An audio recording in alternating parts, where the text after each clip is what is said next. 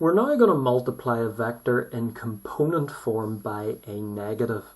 What this means is you multiply the I and the j components by the negative. So we're given a vector A in component form and we want to work out negative A. So vector A is being multiplied by a negative. So that means we're going to multiply the I and the j components by a negative.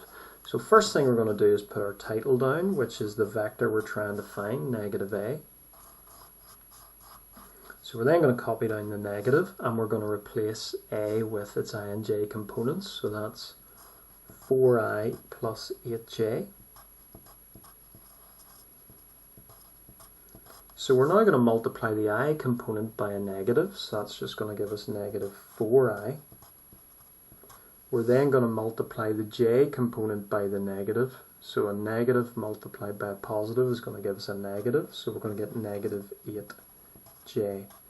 So these are the I and j components for the vector negative A, so we'll put them both in the same set of brackets, and that's going to be our answer. So that's how you multiply a vector by a negative. Now, just like we've been talking about before, there's an actual meaning behind all of this, and we're going to look at what actually happens. You know, what does it physically look like when you multiply a vector by a negative?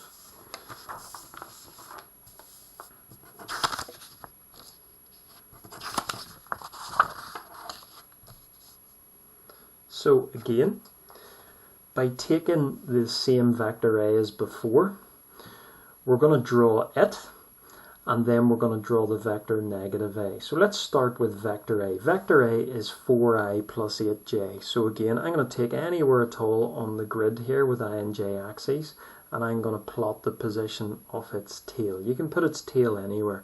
So I'm just going to decide to put the tail somewhere up here. So to get from the tail of vector A to its nose, we have to move 4 units to the right because the I component is positive, and then we'll have to move 8 units down because the j component is negative.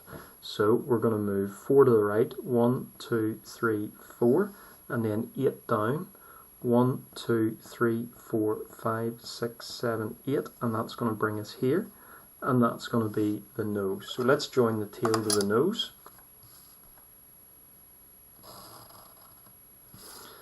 Put our arrow on it. Remember, the arrow always points at the nose, and label it. That is vector A. So that was the original vector.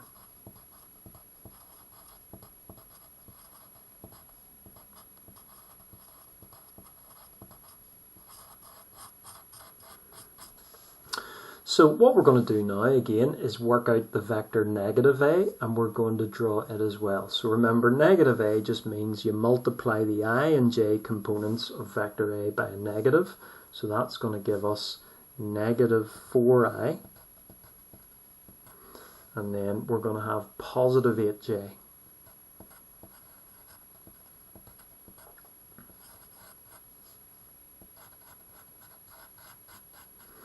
Okay, so let's draw the new vector minus 4i plus 8j. So again, I'm just going to pick somewhere at random here in the grid, and that's going to be the position of the tail.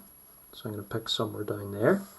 So to get from the tail to the nose, then we have to move 4 units to the left because the I component's negative. So 1, 2, 3, 4, we're here at the minute.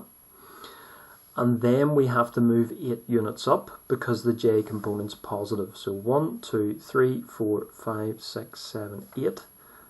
Plot the position of the nose and then join the tail to the nose. And again, the arrow that we put on our vector always points towards the nose. And then label the vector, so that's the vector negative A. So this is our new vector.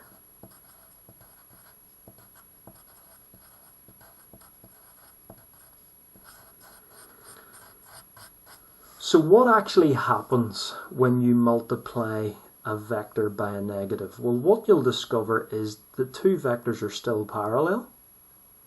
Okay, they're still parallel.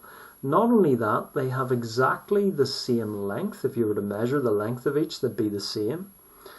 But the thing that is different is the arrow direction. Note that the original vector, the arrow was pointing down, but in the new vector, the arrow direction has been reversed. So that's what happens when you multiply a vector by a negative. Yes, they're still parallel. Yes, they are still the same length, but the key difference is the arrow direction has changed.